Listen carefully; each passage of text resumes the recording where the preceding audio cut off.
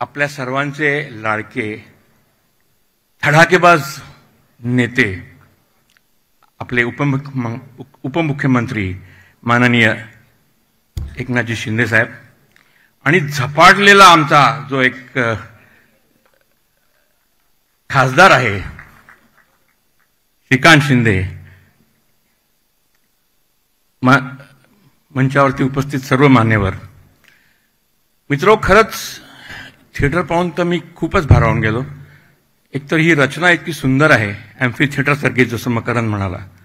आणि ॲम्फी थिएटरचा जो एक इम्पॅक्ट असतो तो ऑडियन्स अंगावर येतो. जेव्हा प्रेक्षक कलाकाराच्या अंगावर येतो तेव्हा कलाकार खुलतो. आणि खरंच अंबरनाथला एक फार मोठं तुम्ही रत्न दिलेलं आहे सर.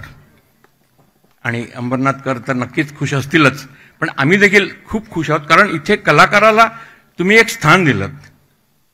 मित्रो, नुकताच मी अमेरिकेला गेलो होतो आणि तिथे एक एरिया टाइम्स स्क्वेअर आहे, तिकडे भरपूर नाट्यगृह आहेत. तिकडे एका नाट्यगृहात मी गेलो, त्या नाट्यगृहाचं नाव होतं लिरिक्स थिएटर म्हणून. तिथे हॅरी पॉटर नावाचा एक शो होता आणि आम्ही तो पाहिला.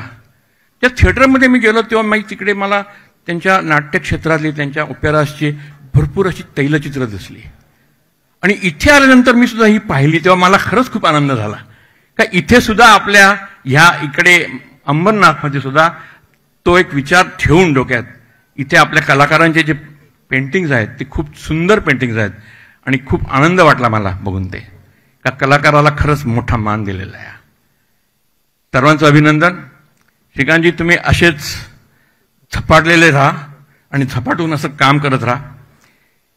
शिंदे साहेबांचं तर काय, जे करतात ते दणकेबाजच करतात, धडाकेबाजच करतात. म्हणजे उद्घाटन सुद्धा इतकं दणक्यात केलं त्यांनी का असं उद्घाटन सोहळा मी आयुष्यात पाहिला नव्हता खरंच. आणि तसंच म्हणजे त्याला शोभेसं असं हे थिएटर. तुमचं अभिनंदन sir. Wish you all the best.